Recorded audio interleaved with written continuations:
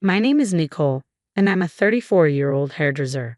I've been honing my skills as the chief stylist at the salon owned by my husband Michael, who's just a few years older than me. Our story began through a mutual connection, and I was instantly drawn to Michael's warm and approachable demeanor. 4 years ago, we sealed our bond in marriage. However, there's a significant player in our lives. My husband's mother, Victoria. Divorced during Michael's junior high years, she proudly raised him single-handedly. While I admire her strength, Victoria's unwavering belief in her authority over Michael's life can be suffocating. When we tied the knot, she insisted on asserting her opinions on everything from the wedding arrangements to our choice of honeymoon destination and even the decor of our new home. I had my own dreams for our special moments like the wedding ceremony and honeymoon, not to mention our future abroad. Yet whenever I dared to voice my desires, Victoria swiftly shut them down. Even Michael's attempts to mediate were met with her firm assertion of dominance, often accompanied by the reminder of her role as his mother. It's like tossing pearls before swine, as the saying goes. You don't need such an extravagant wedding dress. Honestly, if you're behaving like this now, I shudder to think about our future together. What kind of upbringing did your parents give you? With those words, she not only dismissed my preferences but also insulted my parents. It left me anxious about what lay ahead. My parents, ever the voice of reason, suggested, take a moment to reconsider. I'm deeply sorry for my mother's intrusion. Her behavior was uncalled for, but I am committed to building a happy family with Nicole. I'll do whatever it takes. Please will you bless our union? Michael's apology was sincere, and in that moment, both my parents and I felt assured that he would stand by me in the years to come. And so we decided to proceed with the marriage. From the wedding ceremony to our new home, every decision was dictated by my mother-in-law's preferences. At home, my own mother advised, sometimes it's best to concede now for a better future. I understand you're trying to maintain harmony with your mother-in-law, but by yielding now, you're actually positioning yourself to collect on her debt in the future, leveraging her advice. Reluctantly, I acquiesced, but now, 4 years later, I rue that decision more deeply than the ocean and loftier than the mountains. Michael, can we discuss something about work? I have a junior chamber meeting tonight. Yesterday was a shopping district gathering, and today's another meeting. Last week was filled with dinners and social events. When do we have time to sit down and talk? Isn't every event part of your business? I'm not criticizing. You sound like you're complaining. Now that we have 3 stores, it's only logical that we discuss various aspects of management, isn't it? I've entrusted everything regarding the stores to you, Nicole. Your one commendable trait, without any formal education or prestigious family background, is your talent as a hairdresser. Thus, it's only natural for you to focus on boosting sales, right? So, why do you act like you need my input? Doesn't that seem odd? Here we go again. 4 years have passed since we launched our hair salon business from scratch. With the successful opening of our 3rd store and plans for a 4th by year-end, it's a significant milestone. However, as our business expands and Michael garners praise as a young entrepreneur, he increasingly regards me with disdain.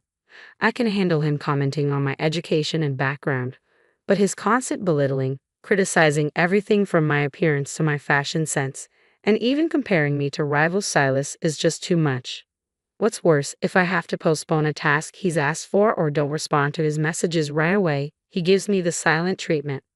During these times, he stays out late, disregards the meals I've prepared, and ostentatiously opts for takeout or convenience store sandwiches and coffee. He spends more time at his mother's place, even taking baths there.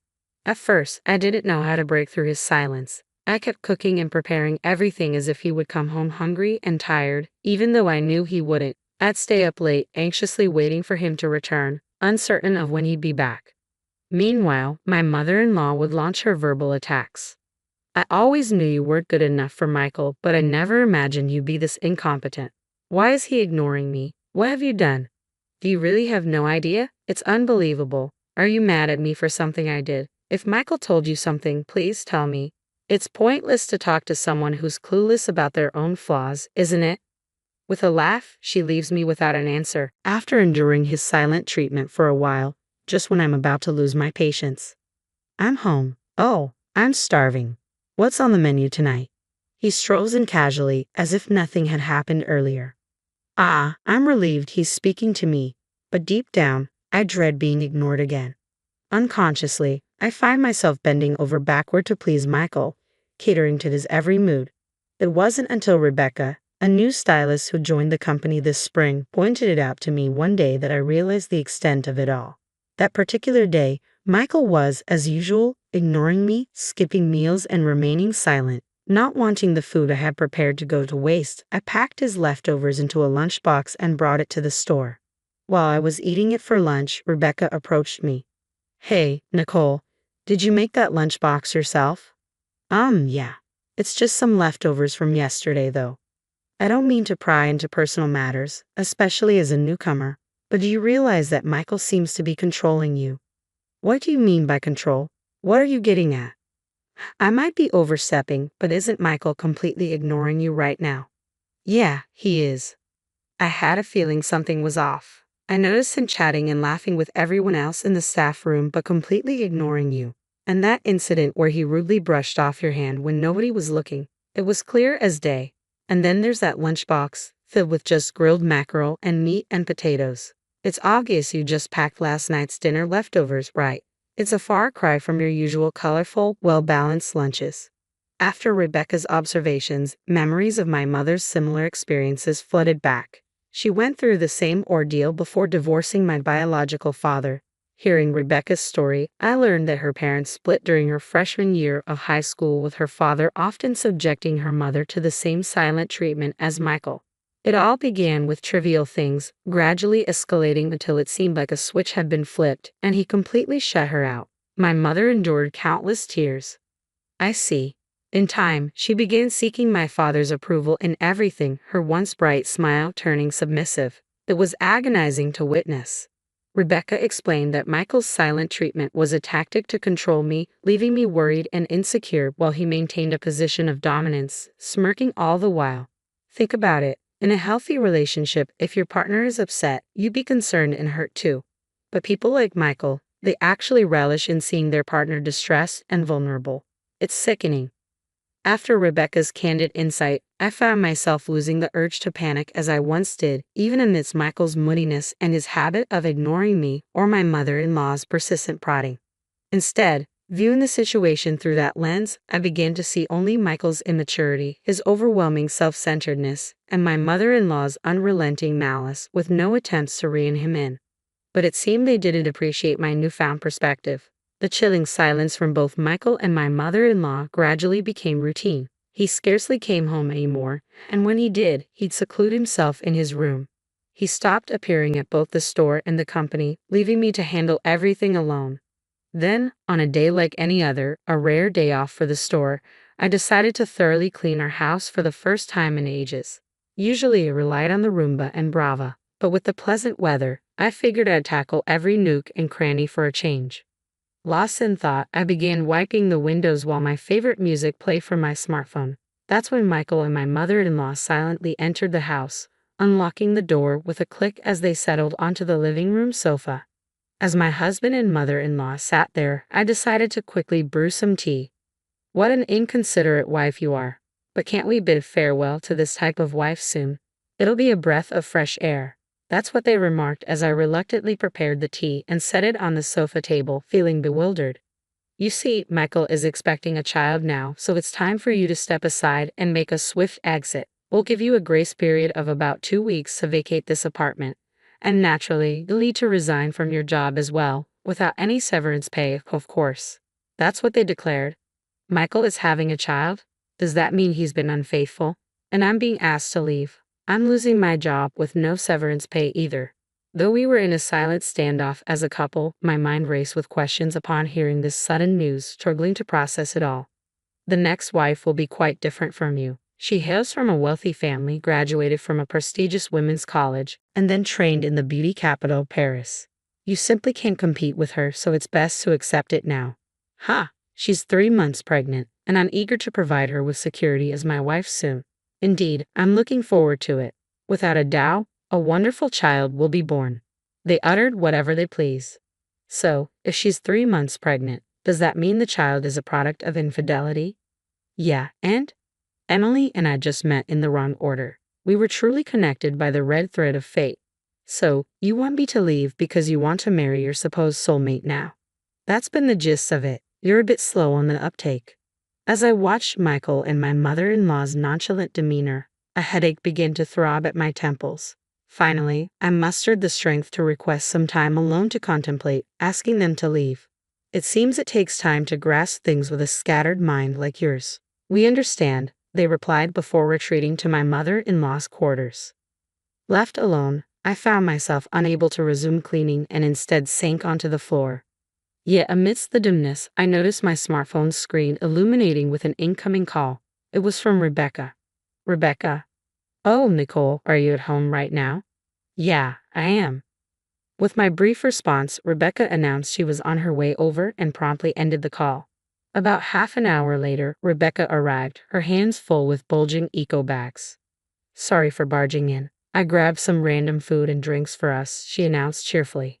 After excusing herself to wash her hands, she swiftly arranged the deli food she brought onto the table. She fetched glasses from the kitchen, poured some craft beer, her newfound favorite, and declared, "Let's dig in before it gets cold," while handing me a spoon.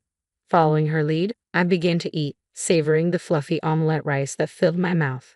Tasty, isn't it? This place makes fantastic omelette rice, she remarked with a bright smile. I've brought a variety of things, so please take your time and enjoy them.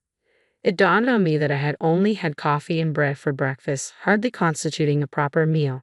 Despite being emotionally numb until then, hunger gnawed at me. It was a realization that struck me for the first time. We ate in silence for a while, and as we began to sip our beer, Rebecca brought up the safety group email from the boss, mentioning my departure from the store at the end of the month. I confided in her about my mother-in-law and Michael's demand for a divorce, followed by my decision to resign from the store.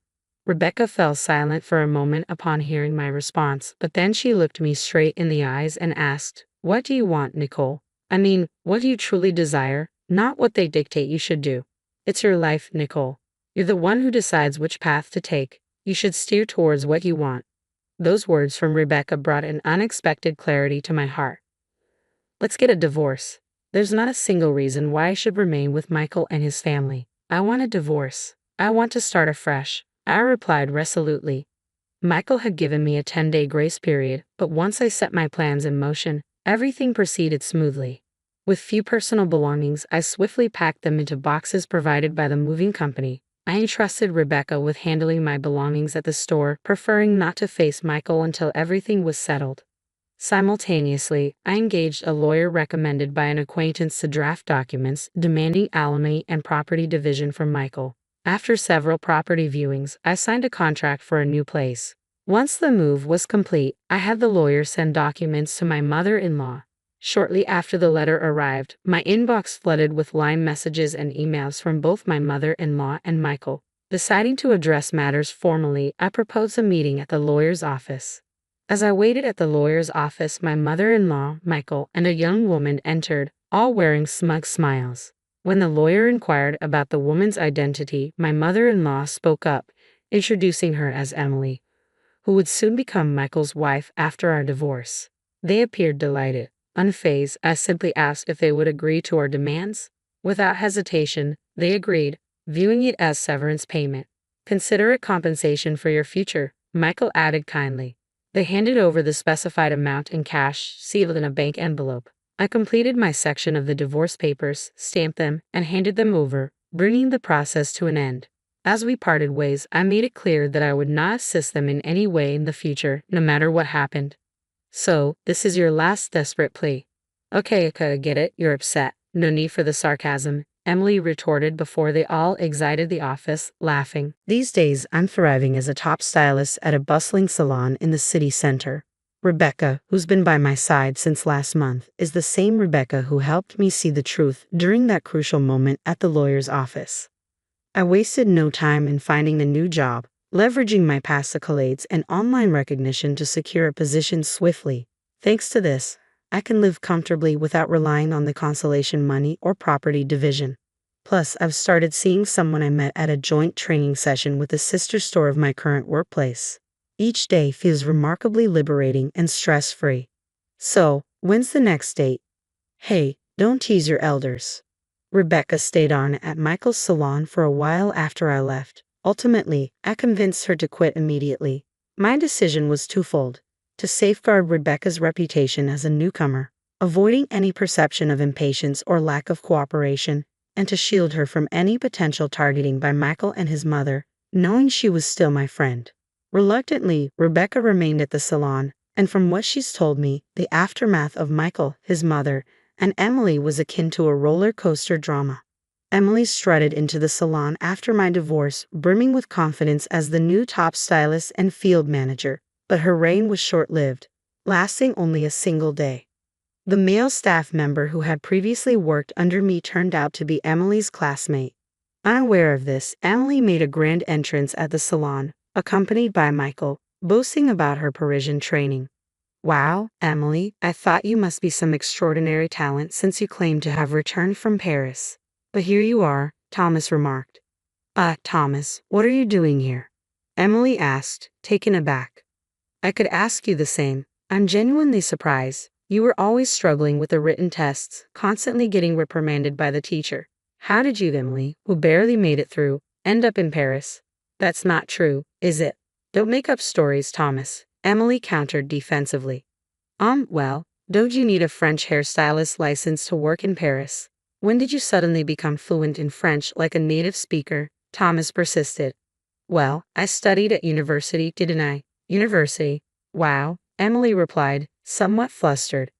The Emily who once claimed to struggle with English during elective French conversations at beauty school found her disguise completely unraveling. A heated argument ensued between Emily, Michael, and Emily's mother-in-law, who rushed onto the scene. Things escalated, leading to a call to the police. The ensuing chaos prompted staff members to leave one by one, draining the salon of its vitality. Customers began to trickle away, and soon, the business hit rock bottom. Forced to shut down 2 of their stores, they attempted to salvage what they could at the original location, but it was too little too late. Last month, they were forced to close down completely. That must have been incredibly challenging. It was, but because of that, I was able to present my departure from the company as due to business circumstances, making the job interview process here much smoother. I'm glad we're working together again, but why did you choose this salon? Naturally, it's to learn directly from Nicole's expertise. Got it. I'll make sure to train you thoroughly. Sometime after Rebecca changed jobs, a letter arrived from Michael and his mother, delivered through the lawyer handling our divorce. It seemed they had no other means to reach me after I severed all communication, and even my parents staunchly refused contact. The letter droned on about how they had been duped by Emily, revealing that she wasn't pregnant after all, and that her entire background was fabricated. Emily had absconded with everything valuable, leaving Thomas in the lurch shortly after they lost the salon and the apartment they had used as collateral. The letter concluded with a plea for my help, painting me as their only hope in their time of need. After skimming through the letter, I promptly called the lawyer who had passed it on to me. "Please just let them know I'm not interested. There's no need to relay any more messages from them." And so, as Rebecca had assured me before, my life, charted in the direction I desired, was flourishing. I vowed never to allow another man to dictate my fate.